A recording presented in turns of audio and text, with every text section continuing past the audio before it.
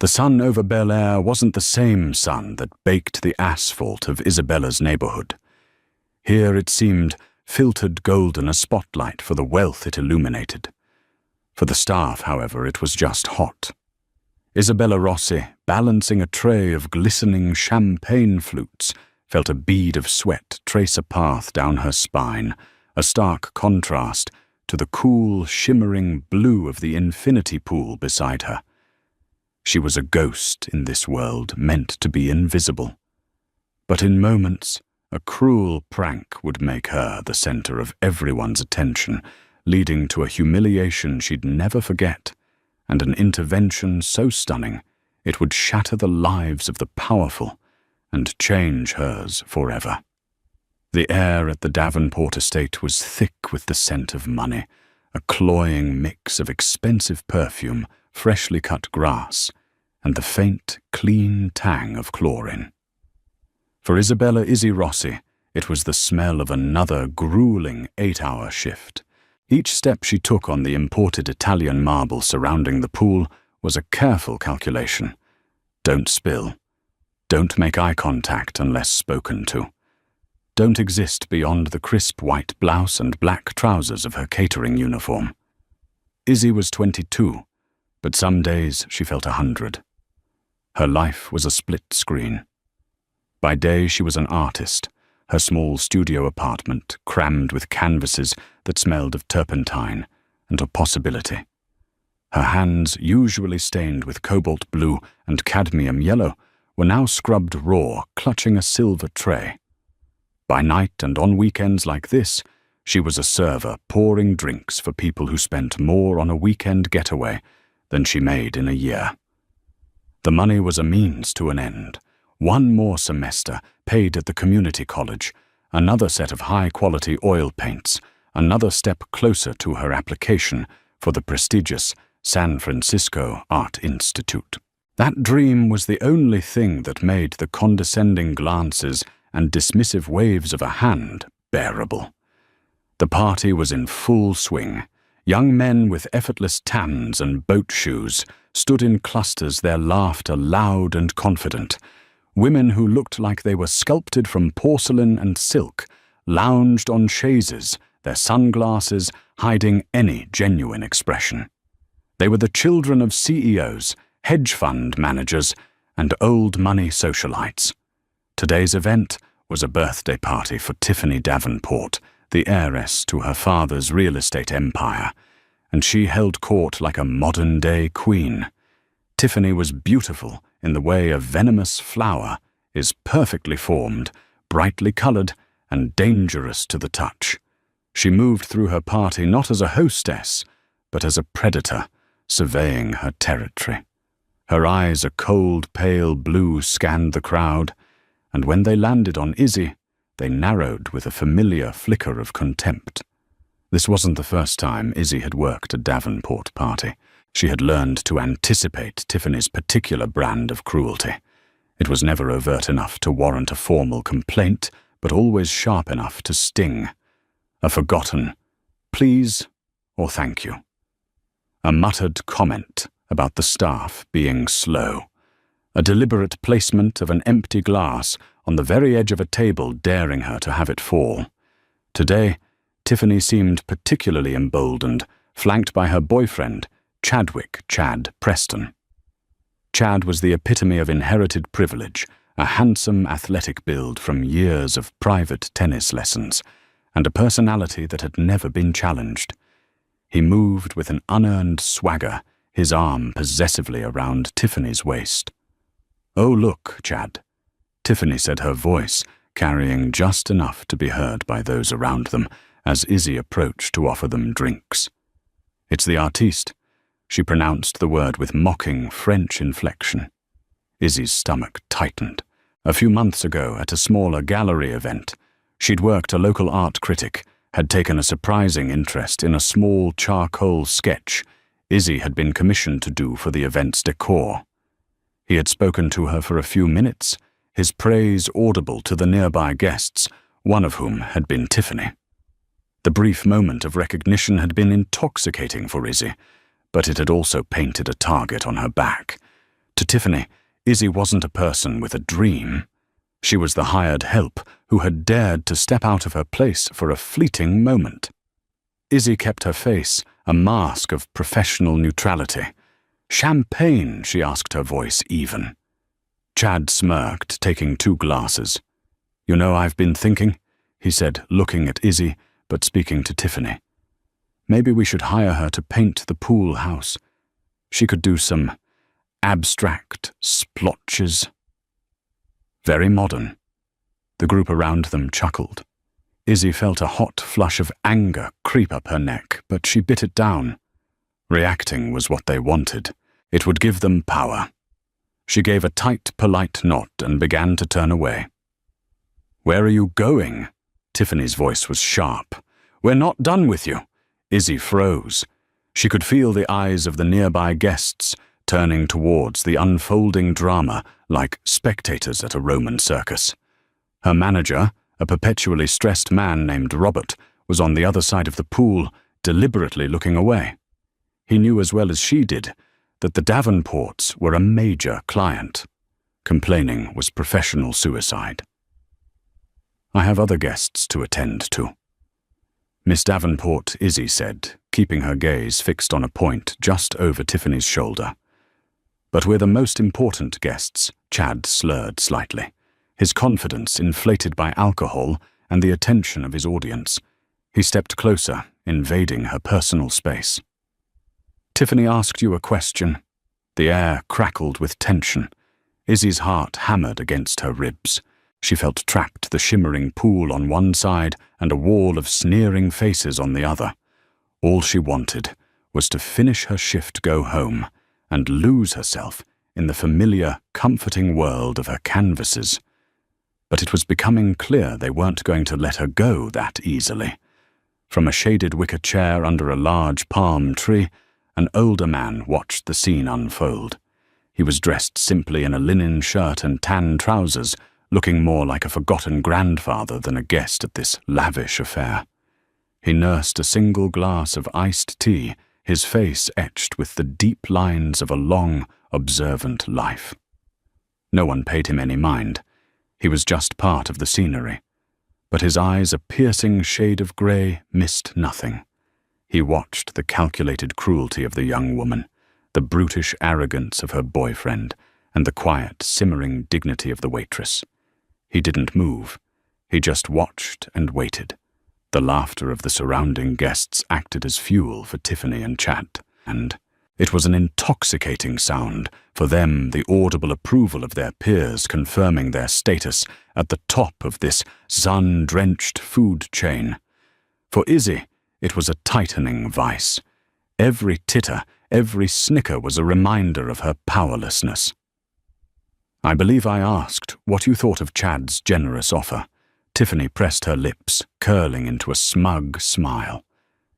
She took a step forward, her designer sandal tapping impatiently on the marble.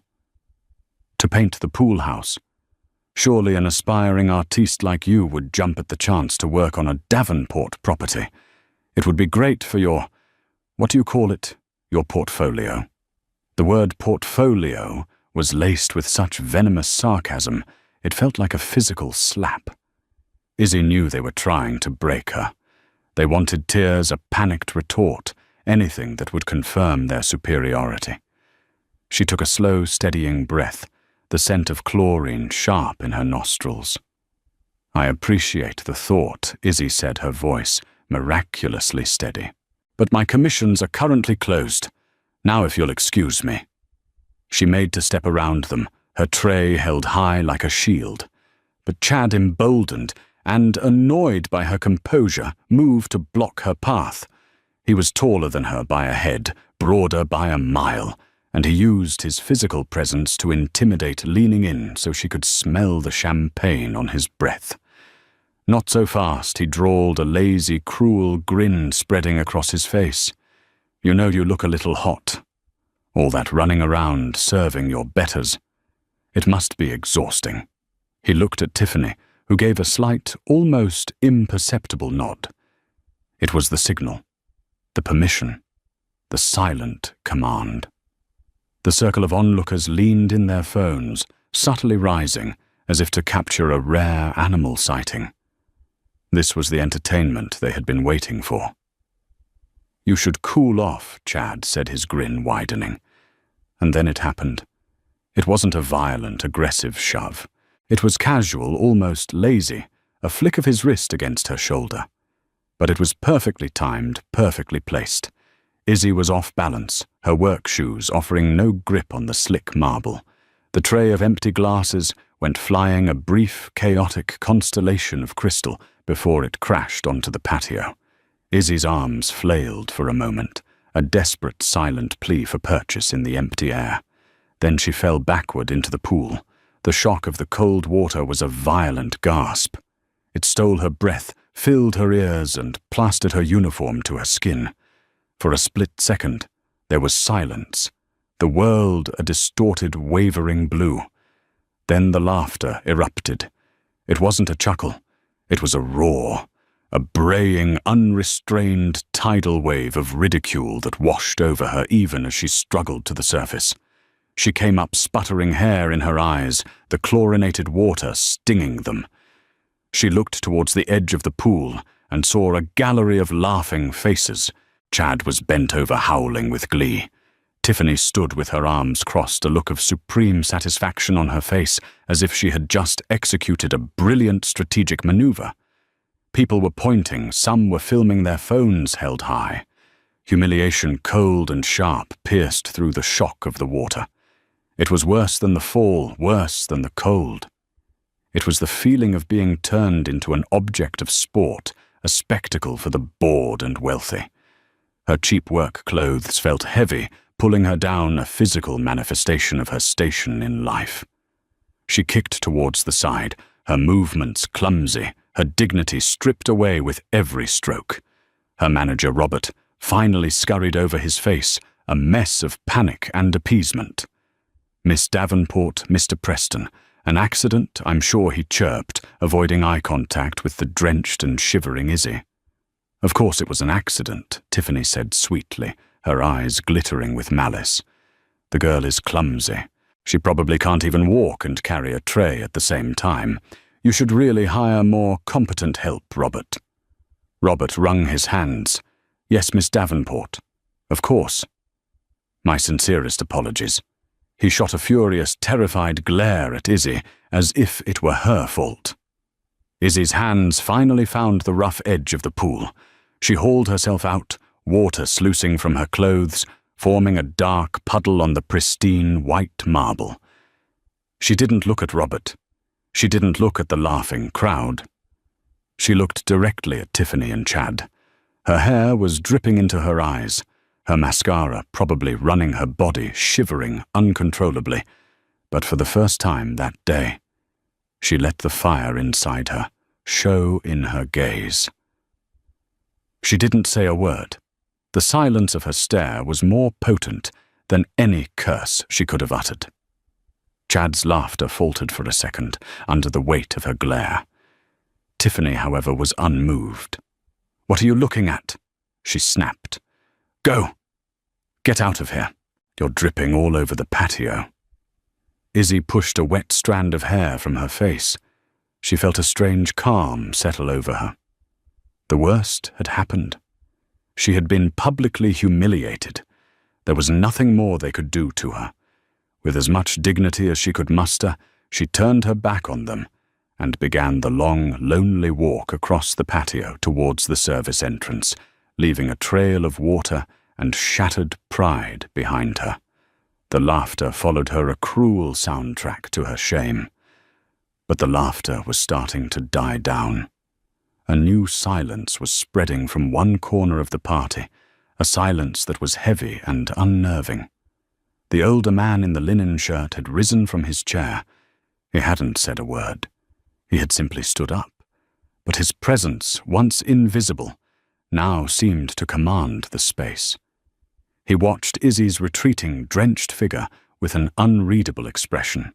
Then his cold grey eyes slowly panned across the crowd, landing first on the catering manager, then on the laughing guests, and finally they settled on Tiffany and Chad.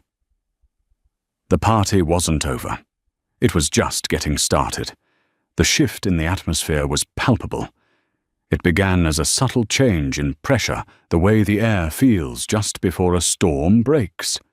The raucous laughter first dwindled to nervous chuckles, then to silence, as more and more people noticed the man who was now standing near the center of the patio.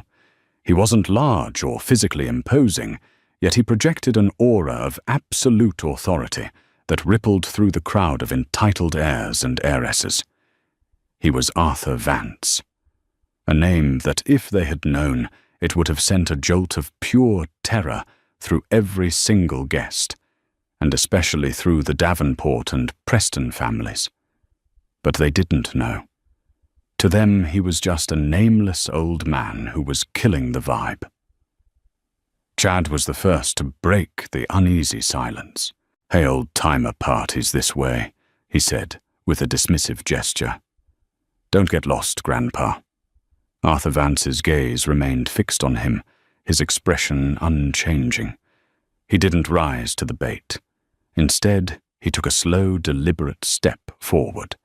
He seemed to take in the entire scene, the broken glass from Izzy's tray glittering on the marble, the dark trail of water leading to the service door, the smug look on Tiffany's face, and the cowardly posture of Robert, the catering manager.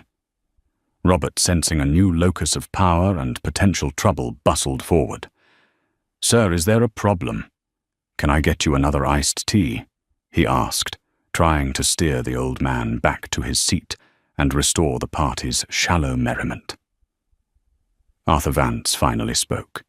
His voice wasn't loud, but it was low and resonant, cutting through the air with the clarity of a diamond blade. It was a voice accustomed to being obeyed without question. "A problem?" He repeated, his eyes still locked on Chad. "Yes, I believe there is." "Tell me, young man," he said, his gaze flicking to Chad's designer polo shirt. "What is your name?"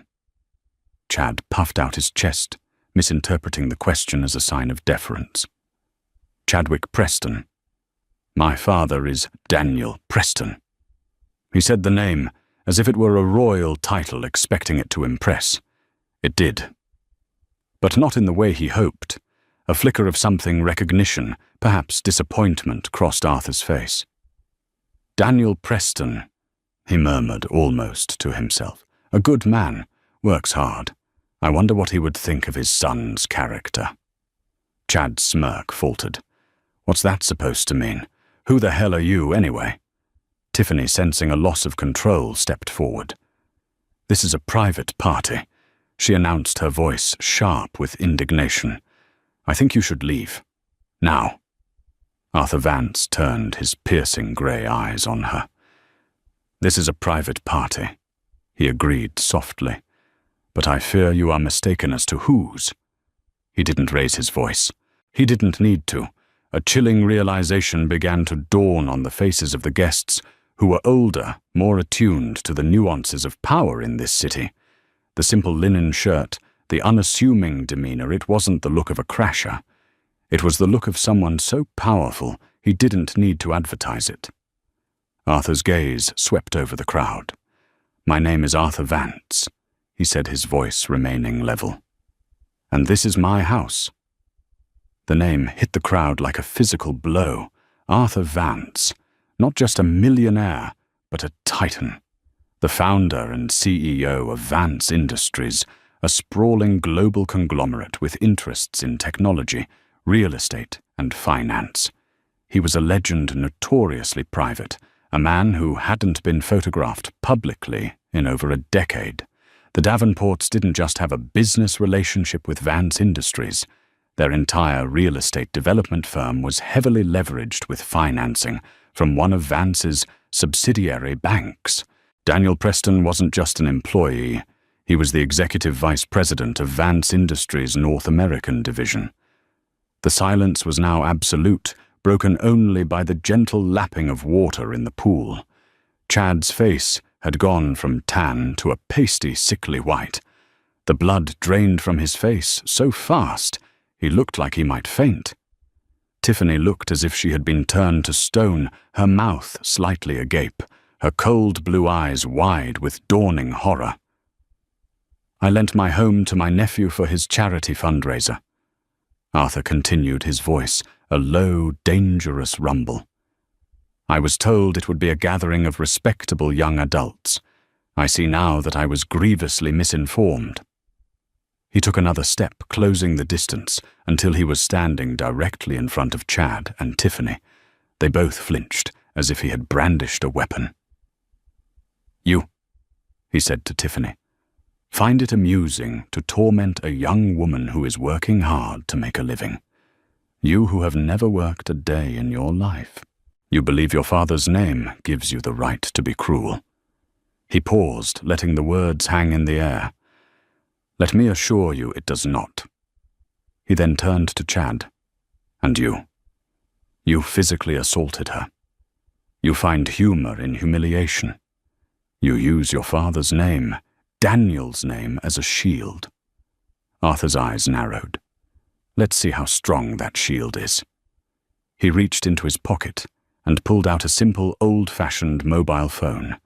With his thumb, he scrolled through his contacts and pressed a button. He put the phone to his ear, his gaze never leaving Chad's terrified face. The entire party stood frozen, listening. "Daniel," Arthur Vance said into the phone, his voice calm and clear. "Arthur Vance here. I'm at my home. Your son Chadwick is here as well. Yes, he's right in front of me." There was a pause. The entire world seemed to shrink to the space between Arthur's mouth and the phone. "Daniel, I have to be frank. I've just witnessed your son, encouraged by his girlfriend, physically assault a member of the catering staff for his own amusement. He pushed her into my pool in front of 50 people. No, I am not mistaken." Chad began to tremble, a low, guttural sound of pure panic escaping his throat. "Character is everything, Daniel. You know I believe that. It is the foundation upon which we build everything else." Arthur continued, his voice hardening. "And what I have seen today is a catastrophic failure of character. It speaks to his upbringing. It speaks to the values he holds. And it makes me question the judgment of those I place in positions of leadership." He paused again, a silence that stretched for an eternity. "I think it's time for you to take a long overdue vacation, Daniel. A permanent one. We'll have HR contact you on Monday to discuss the terms of your severance. I am deeply, deeply disappointed." He ended the call without waiting for a reply and slipped the phone back into his pocket. The sound of Chad's world imploding was a ragged, desperate gasp. His father, his powerful, untouchable father, had just been fired in a 30-second phone call because of him. Arthur Vance then turned his attention back to the catering manager, Robert, who was now sweating profusely, his face the color of ash. You stood by and did nothing.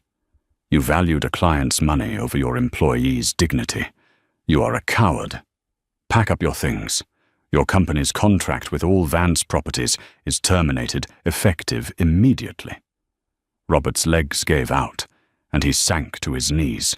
Finally, Arthur Vance's gaze swept across the silent, horrified faces of the guests.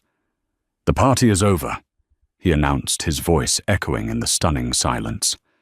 "Leave. All of you. Now." There was no argument.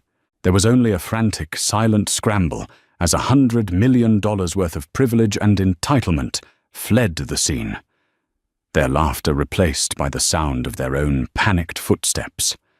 Within minutes, the magnificent patio was empty, save for one trembling boy, one frozen girl, a kneeling manager, and the quiet old man who had, in the space of 5 minutes, dismantled their entire world. The silence that descended upon the patio was heavier than the preceding noise. The half-eaten canapes, the abandoned cocktails, and the glittering shards of broken glass were the only evidence of the party that had been.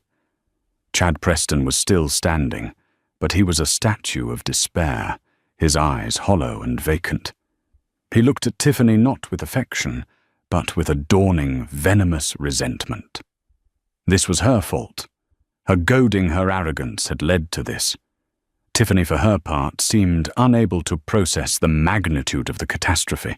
Her family's financial well-being was intricately tied to her father's ability to secure financing, and deals many of which depended on the goodwill of the financial ecosystem that Arthur Vance commanded.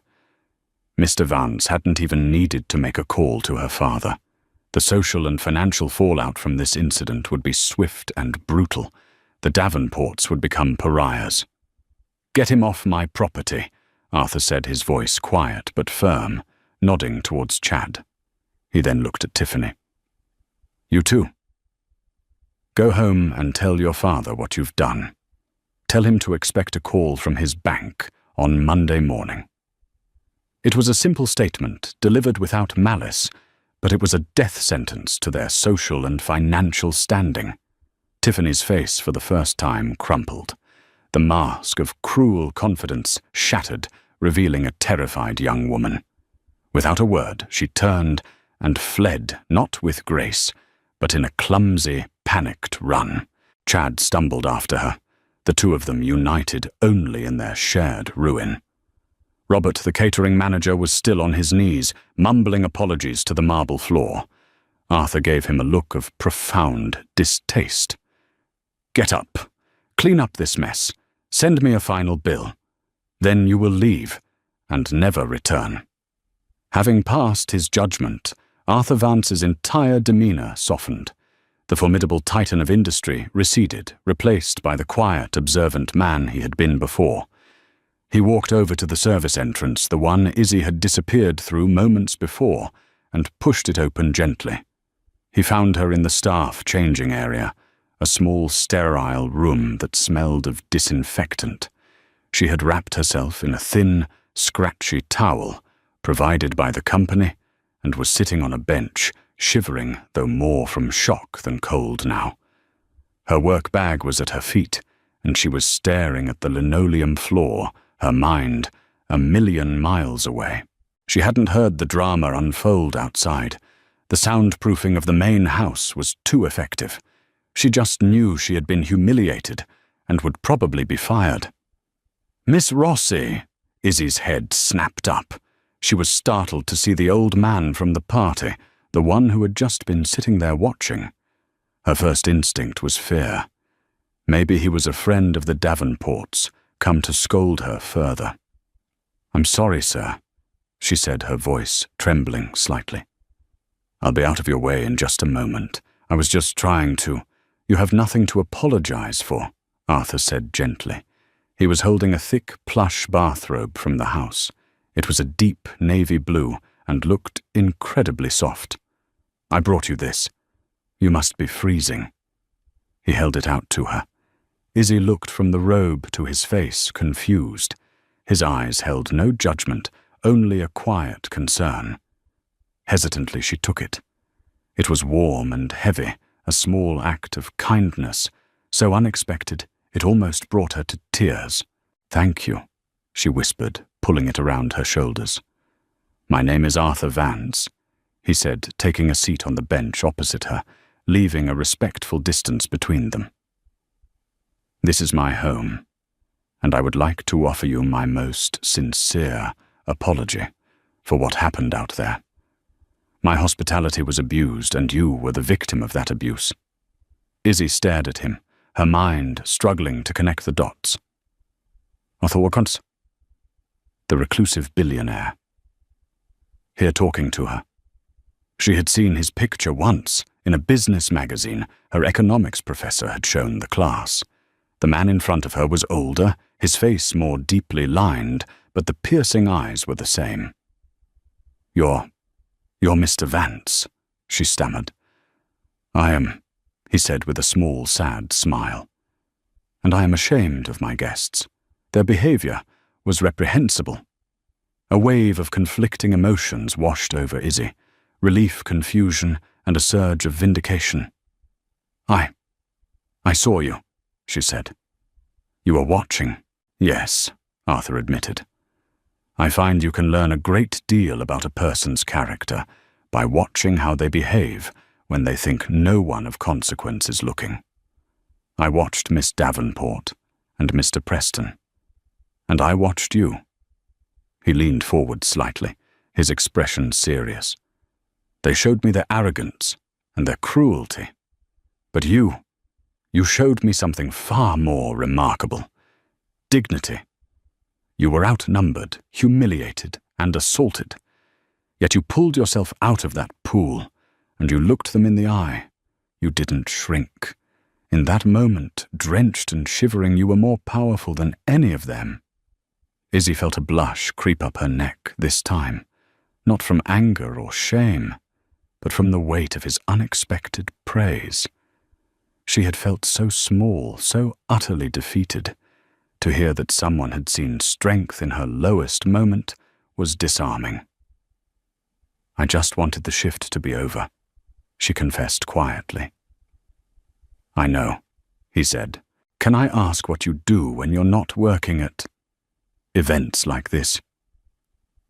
Hesitantly at first, and then with growing confidence, as he listened with genuine interest, Izzy told him. She told him about her cramped apartment, her canvases, the smell of oil paints that she loved more than anything. She told him about her dream of attending the Art Institute, of wanting to create art that made people feel something, that told a story. She pulled out her phone and with trembling hands showed him pictures of her work. They were stunning. Portraits that captured a raw, fleeting emotion in a subject's eyes. Landscapes that were moody and atmospheric, full of color and light. Still lifes that made the mundane seem beautiful. Arthur Vance, a man who sat on the boards of museums and owned works by Matisse and Rothko, looked through the small phone's gallery in silence. He wasn't just looking. He was seeing. He recognized the talent, but more than that, he recognized the soul behind it. This is extraordinary work, Miss Rossi, he said, his voice full of a new respect. Truly extraordinary. He fell silent for a moment, a thoughtful expression on his face. Izzy waited, her heart pounding. She thought he might offer her some money, a check, to compensate her for the ruined clothes and the humiliation. It would be a generous gesture, and she would be grateful for it. But Arthur Vance had something else in mind. What he was about to propose was not a handout. It was an investment in the character he had just witnessed. Miss Rossi, he began, his grey eyes meeting hers. A person's character is the only true currency they have in this world. Wealth, status, power. It can all be gone in an instant, as a few people discovered today. But character, that is forged in moments like the one you endured by the pool, it is priceless. He stood up. I run an educational foundation, the Vance Foundation for the Arts and Humanities. One of its primary functions is to identify and sponsor gifted individuals who have the talent but not the means to pursue their dreams. It's for people with character. Izzy's breath hitched. She didn't dare to hope. On Monday, Arthur Vance said, my foundation's director will call you.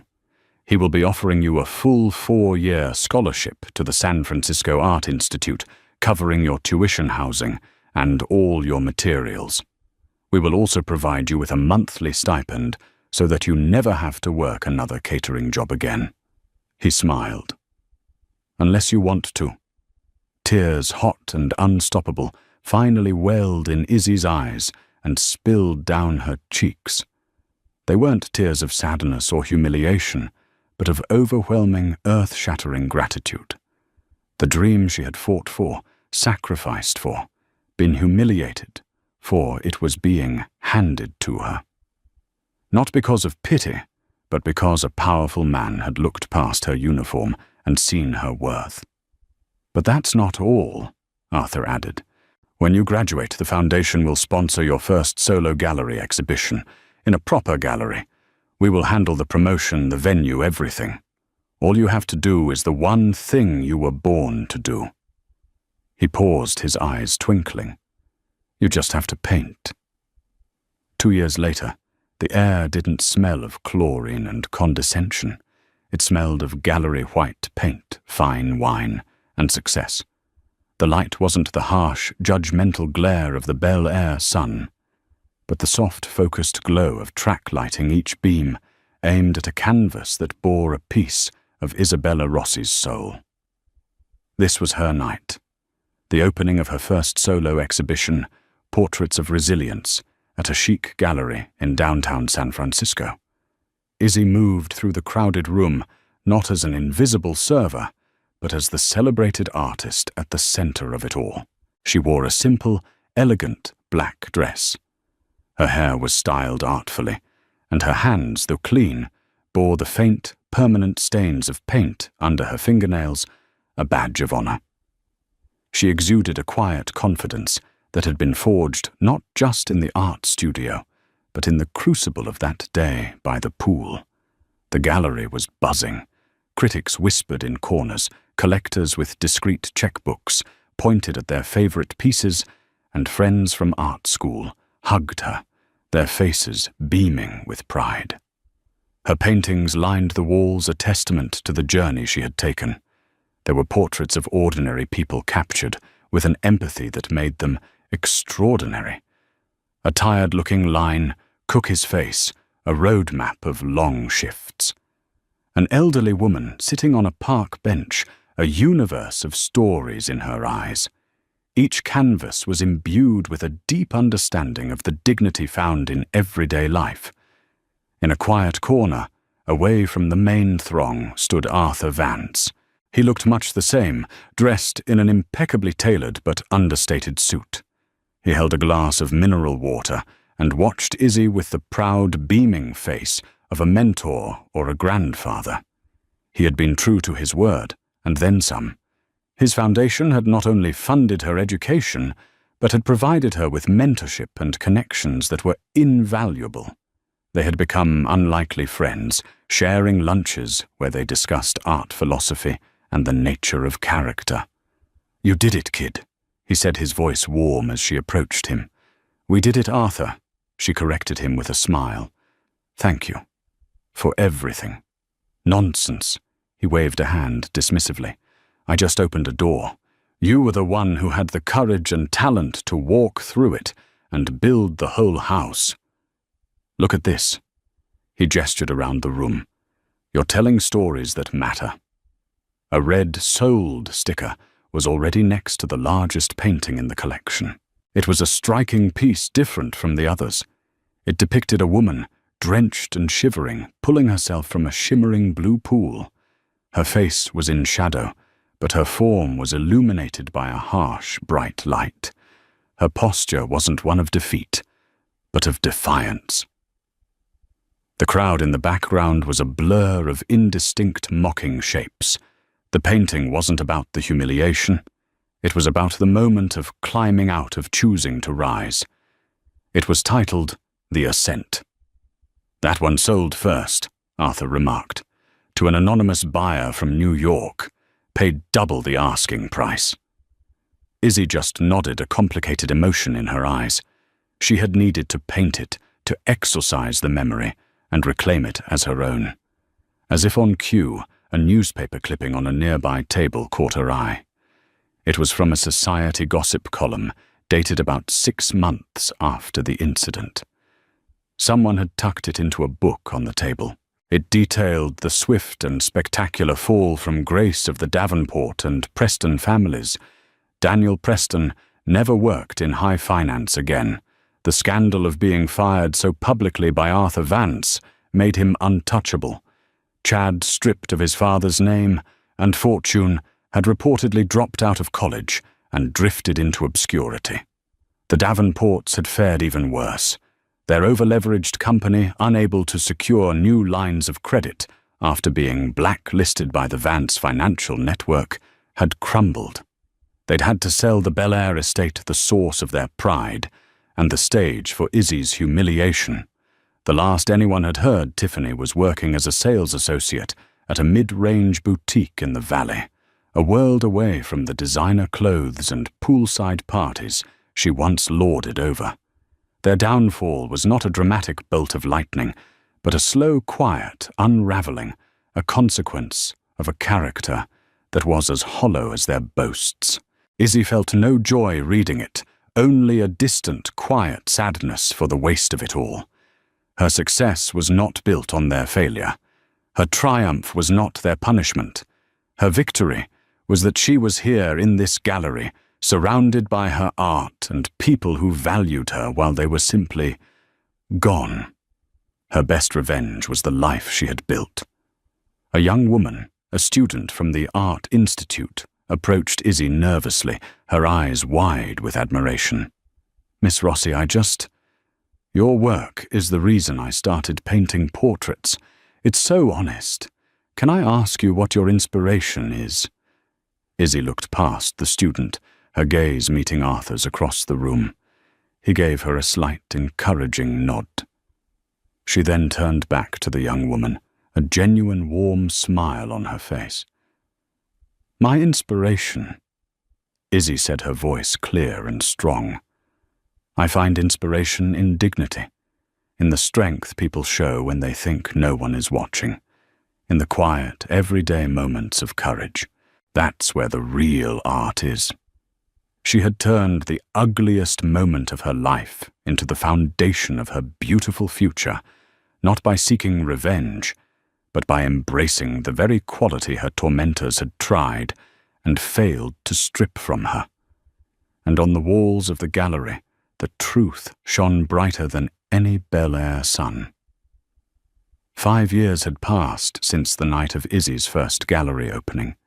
The art world, once an impenetrable fortress, had become her home. She was no longer just Isabella Rossi, the promising new artist.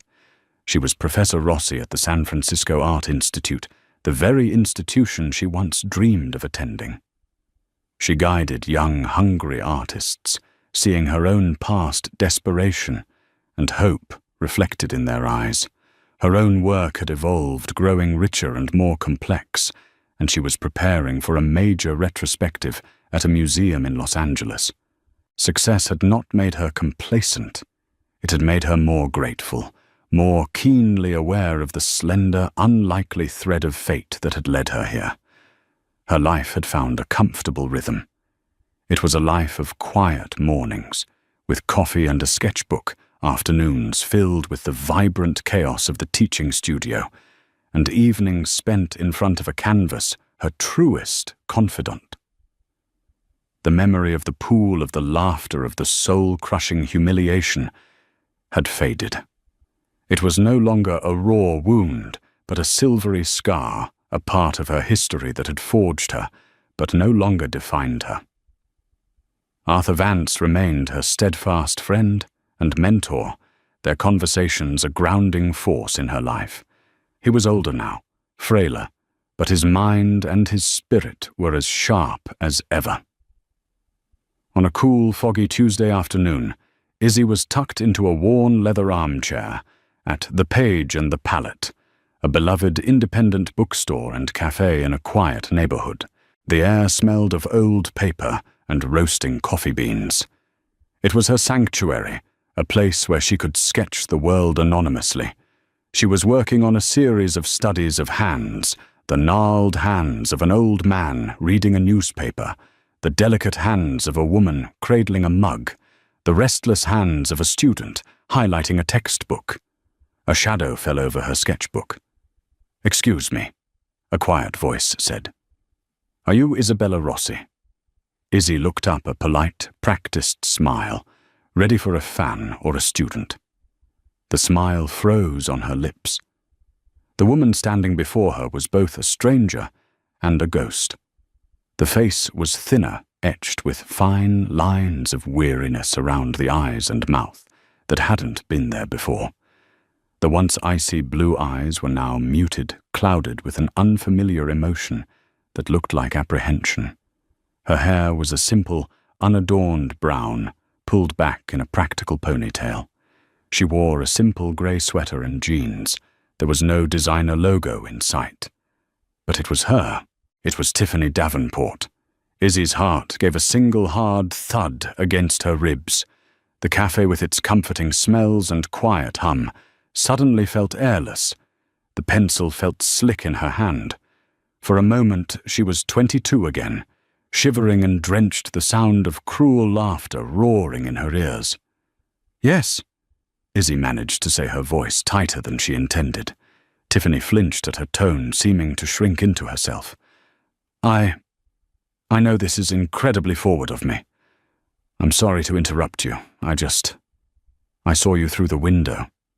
I live a few blocks from here." She wrung her hands, a nervous gesture that was so alien on the woman Izzy remembered. "My name is Tiffany." She didn't offer her last name, as if it were a thing of shame. "I know who you are," Izzy said flatly. She made no move to invite Tiffany to sit. An awkward, heavy silence stretched between them. The cafe patrons around them remained oblivious, lost in their own worlds. "I don't expect you to talk to me," Tiffany said, her voice barely a whisper. "I just wanted to say, I've followed your career. Your work is incredible. It's beautiful." The compliment coming from these lips was so jarring that Izzy didn't know how to respond. She simply stared, her artist's eye taking in the details of this new Tiffany. The arrogant queen of Bel Air was gone, replaced by someone who looked haunted. "Why are you here, Tiffany?" Izzy asked, her voice softening just a fraction. Tiffany took a deep breath as if steeling herself. "There's something I have to tell you, something I need to confess." She glanced at the empty chair opposite Izzy. "May I please? It will only take a minute." Hesitantly, Izzy gave a curt nod. Tiffany sat down gingerly on the edge of the seat, as if she didn't deserve the comfort. "After that day, at the party," she began, her eyes fixed on the tabletop. "Everything fell apart. Everything Arthur Vance said would happen, happened. My father's business collapsed. We lost the house. We lost everything. My friends, they disappeared overnight." She gave a short, bitter laugh that held no humor. "It turns out their loyalty was mortgaged, too." Izzy listened, her expression unreadable. She felt no satisfaction, no schadenfreude. There was only a strange emptiness in hearing the clinical summary of a life's destruction. "I had to get a job," Tiffany continued. "A real job. I started as a stockroom clerk at a department store. $12 an hour. My hands got calluses. My feet ached at the end of every day. For the first time in my life, I knew what it felt like to be tired. Not bored, but truly bone-deep tired. For the first time, I knew what it felt like to be invisible, to be looked through by customers, to be treated like a piece of furniture." She looked up, and for the first time, Izzy saw a glimmer of genuine, painful self-awareness in her eyes. "And all I could think about was you. I thought about how you carried that tray, how you served us with a professionalism I had never known. You were tired too, but you had a grace I couldn't comprehend. I had mocked you for having a dream, while I had nothing but my father's money."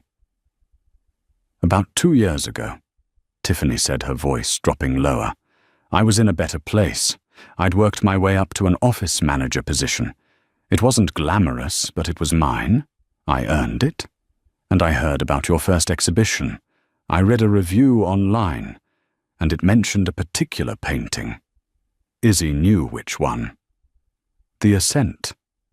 Tiffany nodded, a tear finally escaping and tracing a path down her cheek. "I had to see it. I flew to San Francisco for 1 day and went to the gallery. I stood in front of that painting for an hour. You captured it perfectly.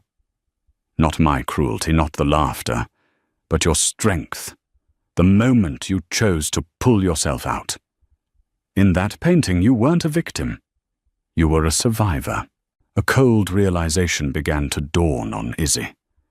The anonymous buyer, she breathed. From New York. That was you. Yes, Tiffany whispered, her shame palpable. I used almost all of my savings. I had to own it. At first I think it was a form of self-punishment. I hung it in my small apartment, and every day it was the first thing I saw when I woke up, and the last thing I saw before I slept. It was a reminder of the horrible person I was. But over time, it changed. She looked directly at Izzy now, her gaze pleading. It stopped being about my shame, and started being about your resilience.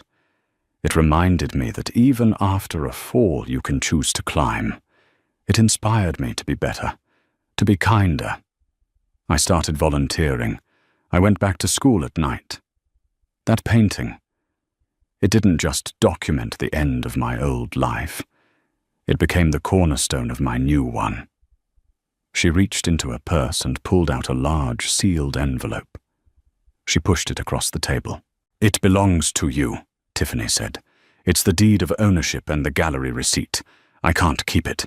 It feels stolen. Please take it back. I don't deserve to own a piece of your story.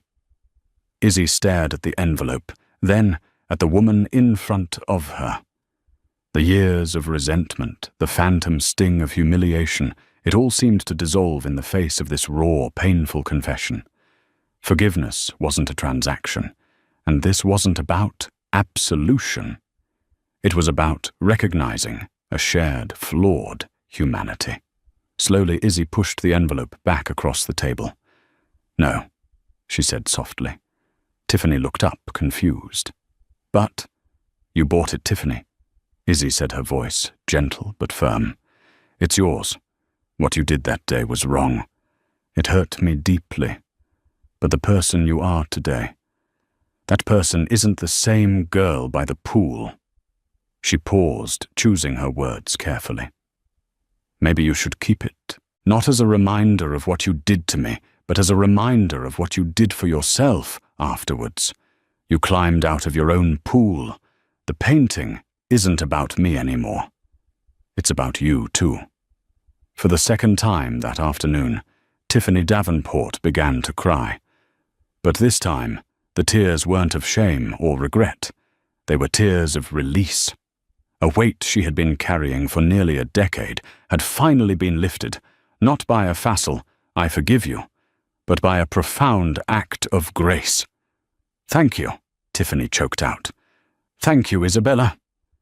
She stood up, gathered what little remained of her composure, and walked out of the cafe, leaving Izzy alone with her sketchbook and the lingering echoes of a past that had finally been laid to rest. Izzy picked up her pencil, her hand steady, and on a fresh page she began to sketch the hands of the woman who had just left hands that were no longer clenched in arrogance, but open in a gesture of profound and unexpected redemption.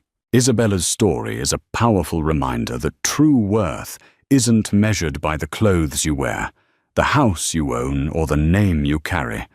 It's measured by your character, your resilience, and the dignity you hold on to when the world tries to take it away. While Tiffany and Chad's laughter echoed for only a moment, the ripples of their cruelty destroyed their own gilded world. In contrast, Isabella's quiet strength, noticed by one discerning eye, became the catalyst for a future she had only dreamed of.